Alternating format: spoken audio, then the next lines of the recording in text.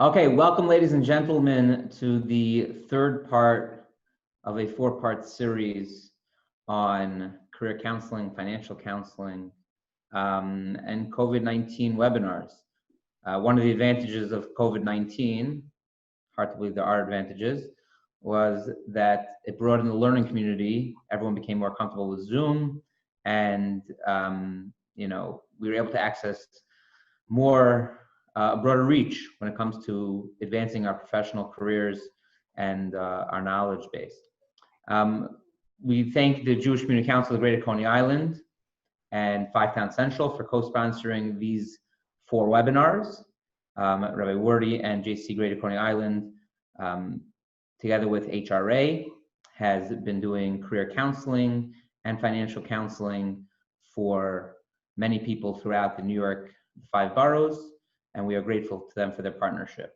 Tonight we're joined by the professionals from Wayfind Careers. We're joined by Natasha Strolowitz and Adele Dubin. You'll be hearing tonight from Adele. Natasha and Adele are both seasoned professionals. They have a lot of experience in helping guide people towards the career that fits their skills and abilities, which is what Adele will be discussing. And they are a fantastic resource. They have a lot of knowledge. This is an introduction to some of their knowledge, and we invite you to follow up with their knowledge, either by visiting their website, which Adele will share with you, or by emailing them, or by emailing the JCCRP at info@jccrp.org. I've been working together with Natasha and Adele for the last 2.5 years, I believe. And I've witnessed firsthand so many people that they've helped, people that didn't know where they wanted to go. They didn't know how to, if they knew where they wanted to go, they didn't know how to get there. And Natasha and Adele, with their vast experience, their professional backgrounds, their Fortune 500 companies they've worked with, the nonprofits they've worked with, the various city agencies they've worked with, they really have the experience and the wherewithal to help guide people all the way to the job placement, all the way to success in their careers. Without further ado, it gives me great pleasure this evening to welcome Adele Dubin to the webinar. Thank you so much for joining us.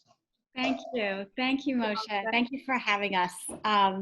We feel very honored to be part of this series, and we're excited to speak with all of you tonight.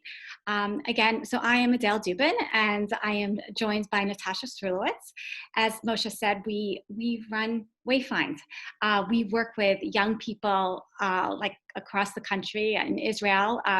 Really, the main thread is that everyone, people in the frum community, and our mission is to empower them with the clarity and the confidence to make wise, informed career decisions. We work one-on-one, we work on groups, we do courses, workshops, you name it. And we get so much out of it. We really enjoy working with people to help them identify their career path. Today, we are excited to be here with you, and we're going to be talking about strength-based career planning, why knowing your strengths is more important than ever. So really, like, what we want to start off by talking about is to discuss the reality of what everyone is facing right now. I like to call it COVID-19 era. Really, none of us have been shielded by the effects of COVID. Some of our lives have been turned upside down. Others, decisions have been put on hold, and many of us are in between. It's just, we've all experienced different degrees of illness and death, fear, financial loss, and disruption of routines, whether it's school, work, travel, all of the above. And one consistent theme has really been inconsistency or uncertainty, and that's hard. So whether we need to reinvent ourselves or we're trying to figure out how to enter this new world, the question on all of our minds is, how do we plan our professional future as the world reopens?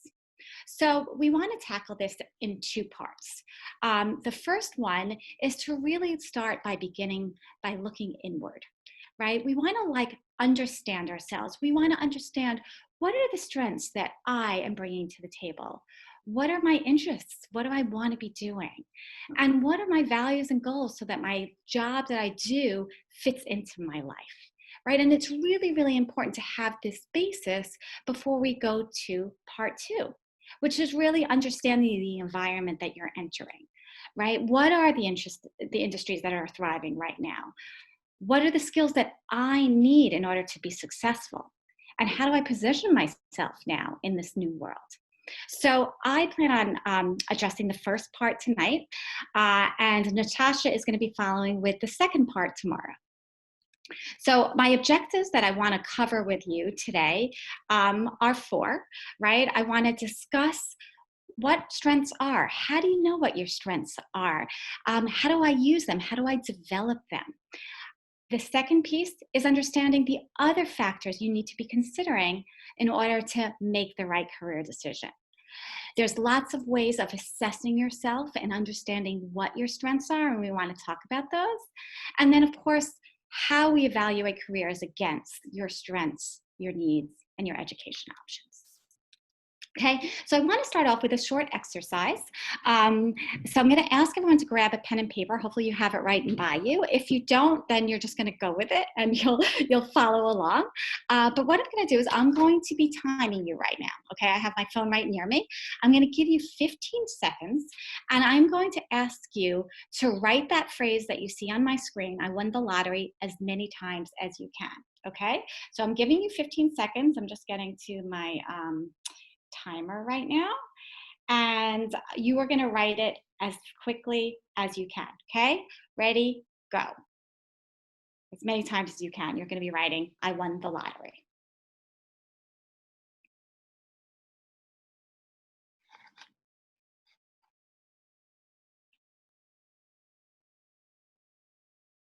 Great. Okay, stop.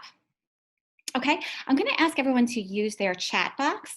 And if you could please just put in your chat box how many times you wrote that sentence. Okay, great. I see 3. I see 4. 3 again, right? Okay, right. So 3, 4 times. Excellent. Okay, I'm resetting my clock. I'm going to do the exact same thing. I'm just going to ask you to do one slight variation. And I want you to take your pen and I want you to put it in your other hand.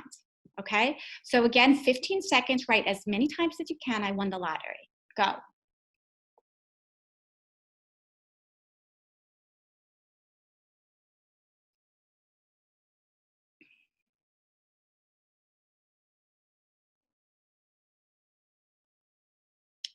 Okay, great. Stop. Okay, guys, tell me this time, how many times in your chat box, how many times did you write the phrase this time? Okay, I see 1, I see 1.5, 2, right. Okay, so what we're seeing from that is first time we wrote, we accomplished a lot more. We went a lot quicker, right? Tell me, using your chat box, which one did you need to think about more when you were doing it? Right. Okay. I'm seeing a lot the second time. The second time you had to like think about how to form and shape the letters. The first time you didn't have to, you weren't even probably thinking, you were just writing. Which one was neater? The first or the second? Unanimous. First one was neater, right? How about the difference in how you felt when you were writing the first time versus the second? So just like if you could just like write a thing of how you felt the second time, how you felt the first time. Right. Okay. So you felt awkward the second time, like it was hard. You had to you were working at it, as opposed to the first time, right? It was just very natural. You were just doing it. So let me ask you, what do you think? What do you think the point of the exercise was? I want you to think about this. And I'm going to just answer that. I'm going to make that a rhetorical question just because of the form we're in right now.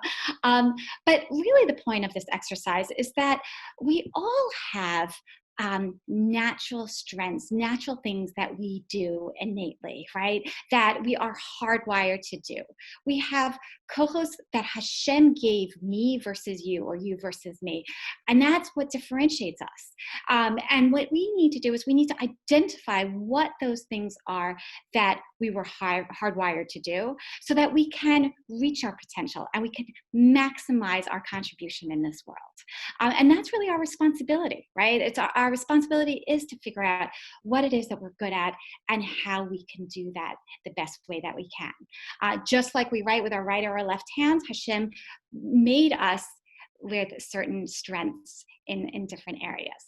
And we want to understand what those are so we can use those. So that's the question, really, right? What makes you unique? What makes you stand out from the crowd? And really, at the end of the day, it's our natural abilities or our talents that differentiate you from others. So we need to figure out what those are. And when we start to look at ourselves, we will see that we are usually drawn to activities that use our natural abilities.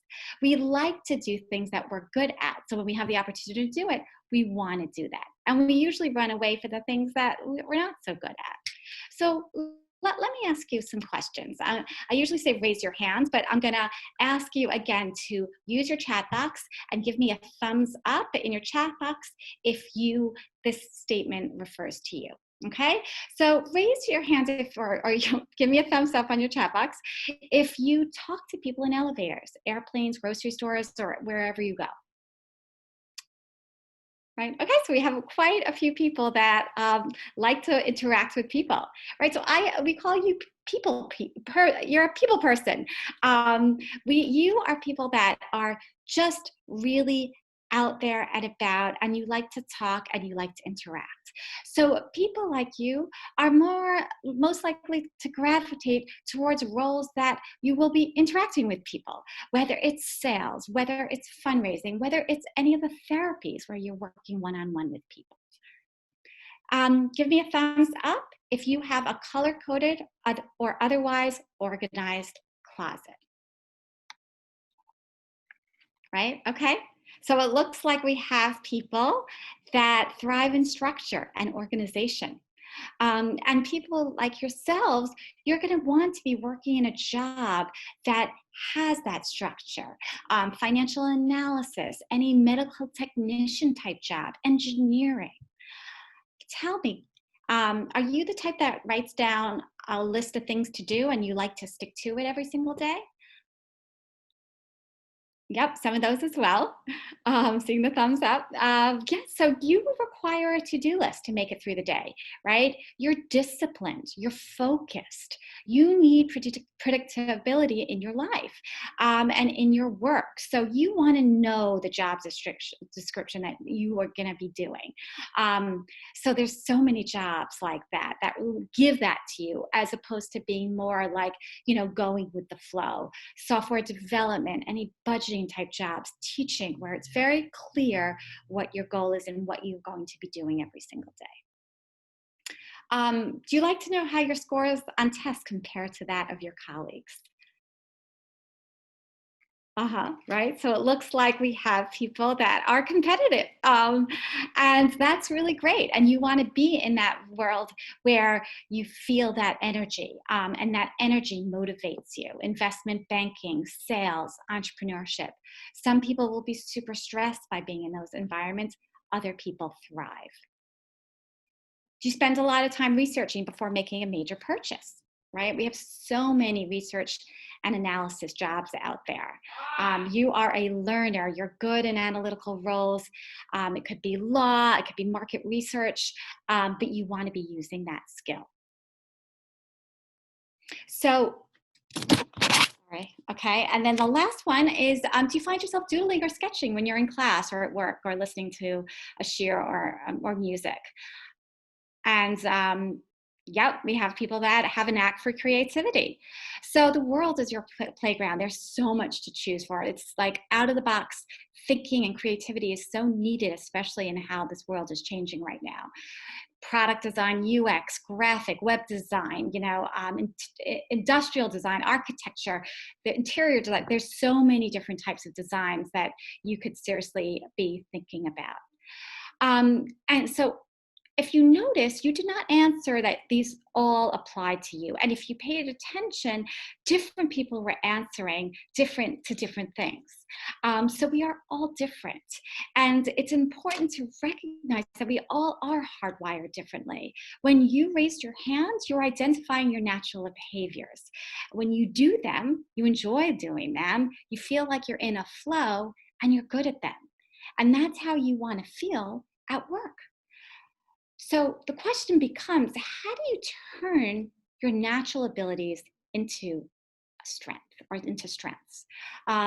So the first piece is that you have to identify what that natural ability is, right? And again, the natural ability is something that you're like hardwired to do. You're born doing. It's a natural way for you to be thinking, feeling, or behaving.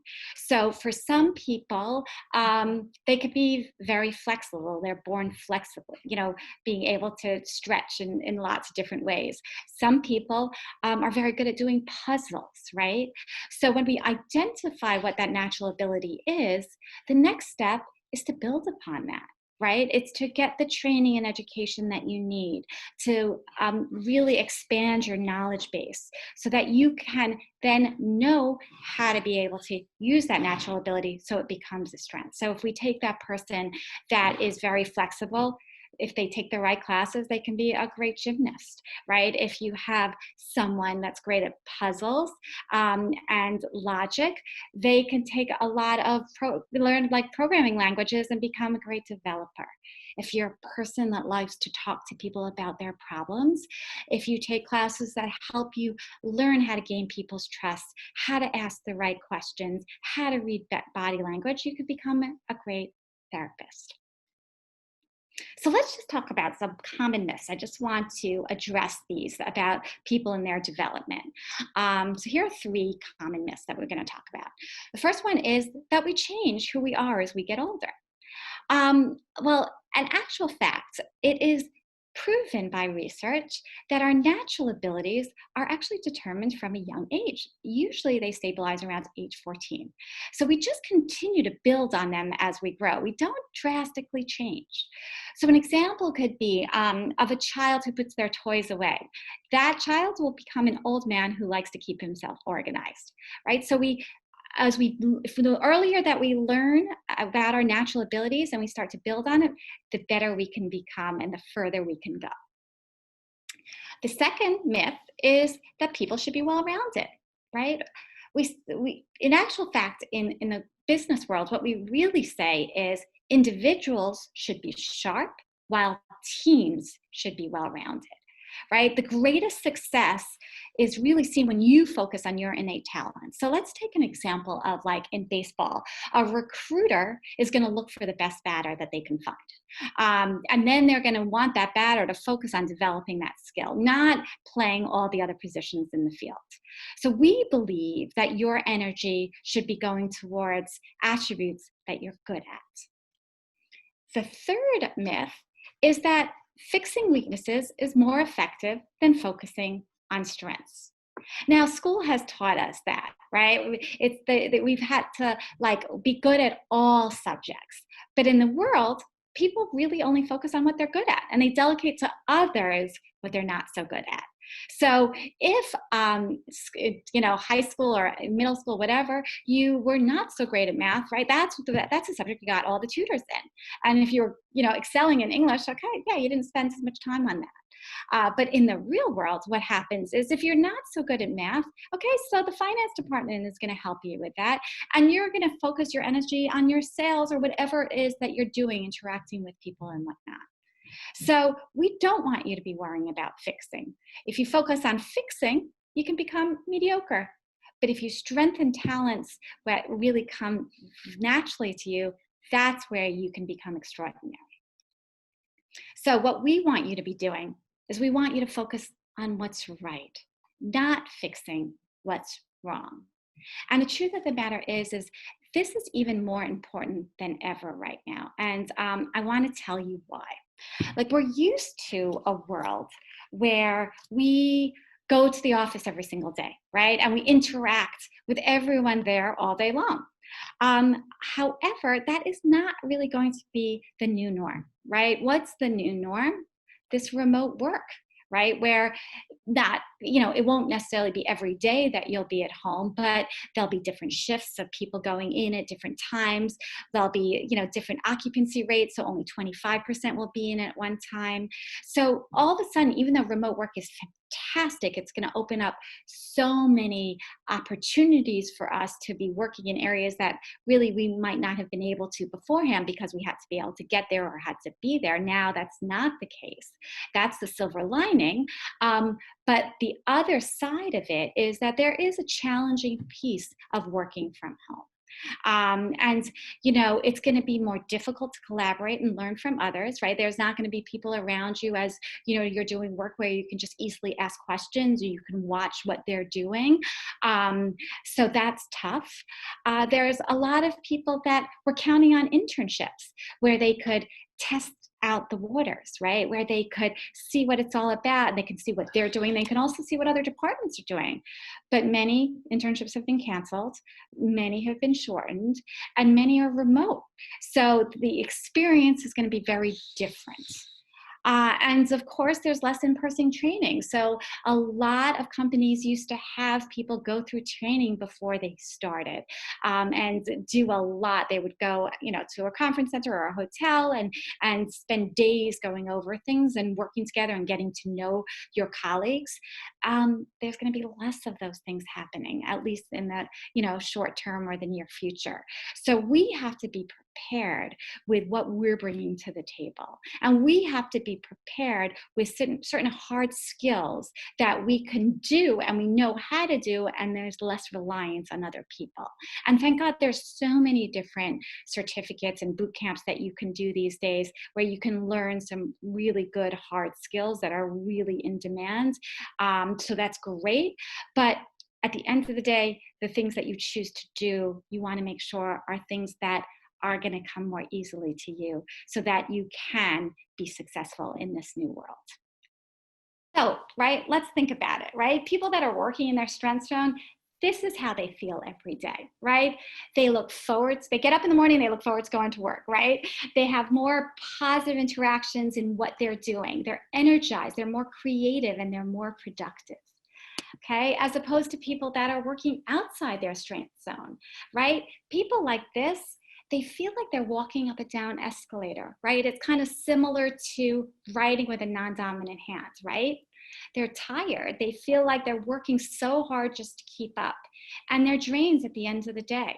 And the worst part of this all is that when they come home to their families, they don't have the energy to engage. They don't have the time, the energy to sit with their spouse and eat dinner. They don't have the energy to engage with their children in their homework.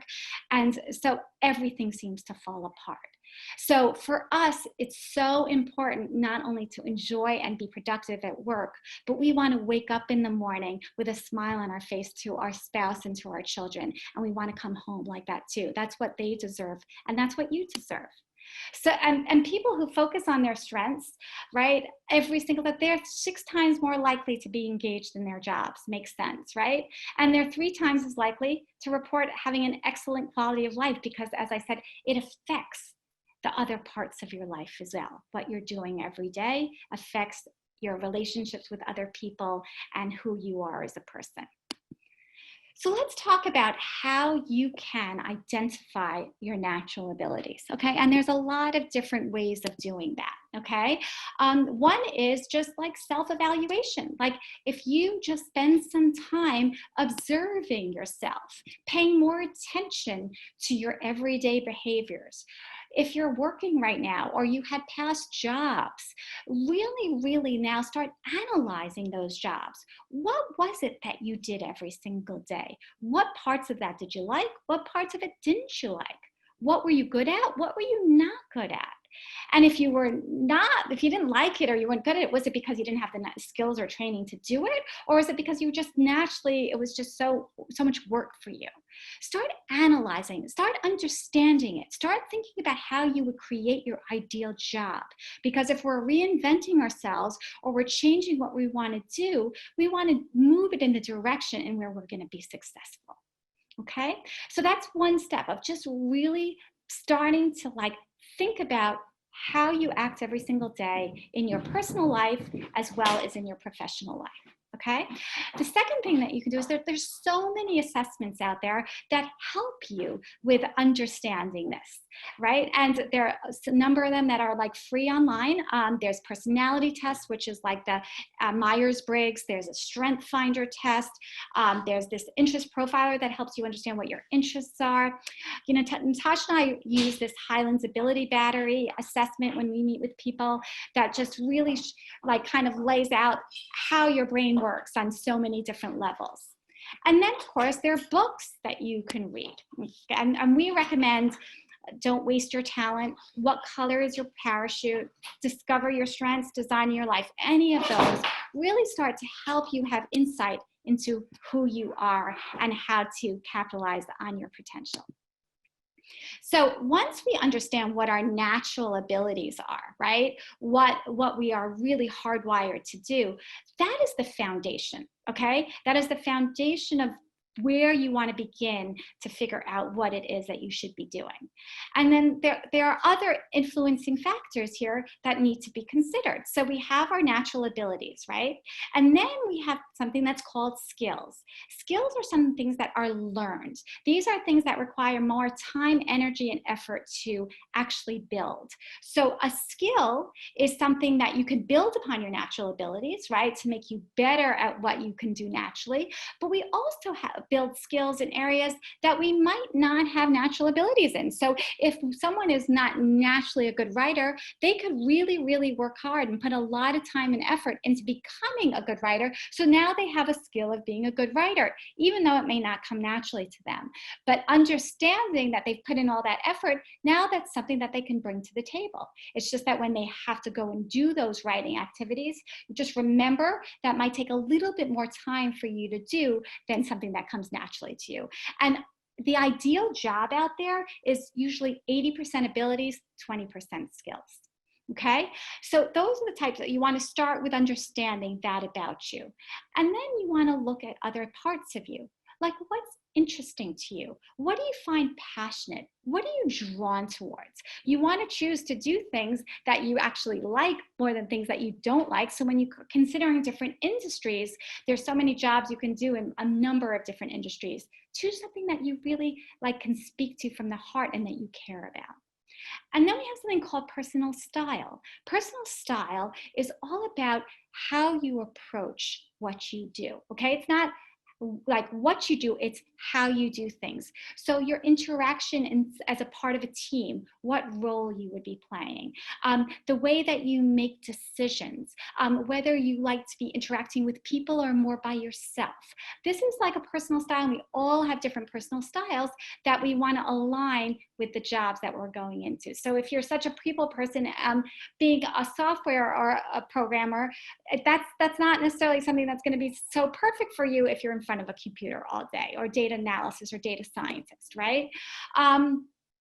Another thing that you want to be thinking about is, what were the messages you got from your family growing up? Because we were all affected by where we grew up and what were the messages that we heard. So for some people, they choose to follow what their family's way was, which is if the father always worked very, very hard and really wanted to support his family, and he wasn't always home, but he wanted to give his kids what they needed in order to have a nice lifestyle, many of us follow that route. But some people make the conscious decision to say, I want to be spending more time with my family because my father wasn't always there. Money is not as much of a factor for me. So it's just something that you want to be thinking and making a conscious decision of whether you're following what was done in your family or you're not, because it always has a major impact in shaping who we are. And then there are things called values and goals that you have to be considering, right? Values are something that are really important to you, whether it's that you might care that you have meaning in your life, that you're making an impact, you're making a difference in your job, right? Other people might say salary is the most important because I want my husband to continue to be learning for as long as possible. So I don't necessarily need meaning as long as I'm making as much money as I can so that he could be doing that, right? So we have values of who we are and what's important to us, and what we do in a job cannot conflict with our values, because that's just asking for trouble. So we want to be thinking about, before we're choosing different jobs, what is it that's important to me? And then we have something called goals, and goals change over time. So, depending on your age and your stage of life, what you're willing to have right now, you might not be willing to do 10 years from now. So if you are single and not married, and you don't have a lot of responsibilities, working till 10 p.m. at night is not a problem, and you're willing to do that to get ahead. But as you move on in life, you might decide that I'm not willing to do that anymore. And that has a lot to do with your career development cycle too, in terms of who you are now and where you are and what you are, what's available to you. If you have a lot of debt, you don't want to take on more. You don't want to go back to school necessarily for a master's, but maybe doing a certificate online might be something that you would consider.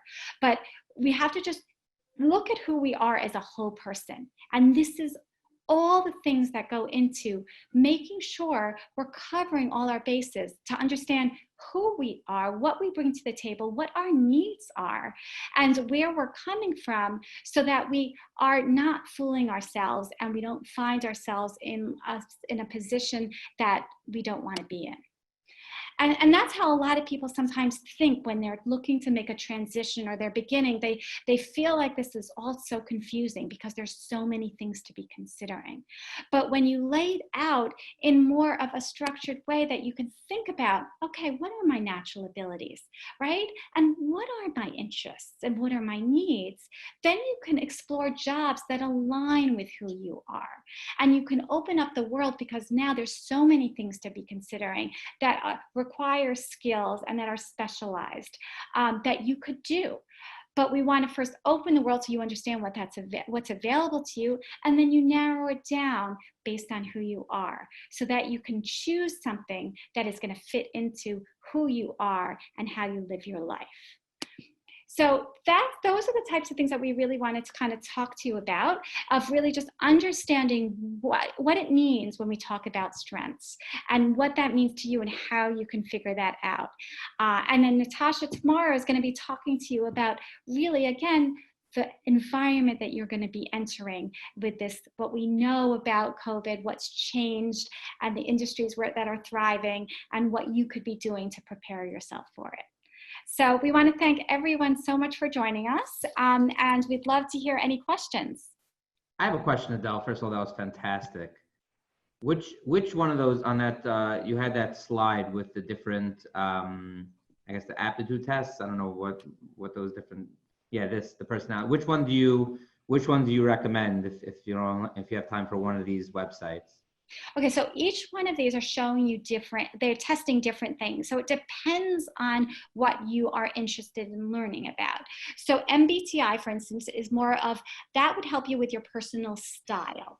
The Clifton Strength Finder is kind of honing in on like what your strengths are. And the interest profiler is, what are you interested in doing? What do you like to do, right?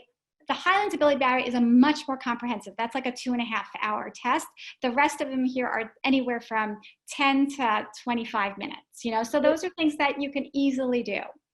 I just want to say that the Ability Battery kind of combines all of these pieces, basically. It's just much deeper assessment. Combines the other three. Yeah, it combines a number of factors that go into the other three, yeah. Okay, and which book would you prioritize over the other? I know it's always hard to choose these things, but which book would you? I like the What Color Is Your Parachute? I just think it's a cute title, but. Right. Don't tell my bosses I'm doing all these tests. So I personally really like Don't Waste Your Talent, because it lays out for you everything that you need to do in order to cover all of this here. which is the whole person. And that's really kind of important, that you are looking at this from all different angles. Mm-hmm. Okay, thank you so much. Right. Do we have any other questions from anybody? We got a quiet crowd tonight. Yeah. That's also okay. If anyone has questions or follow-ups, which generally happen anyways the next day, they can feel free to email info@jccrp.org, and we will certainly assist them.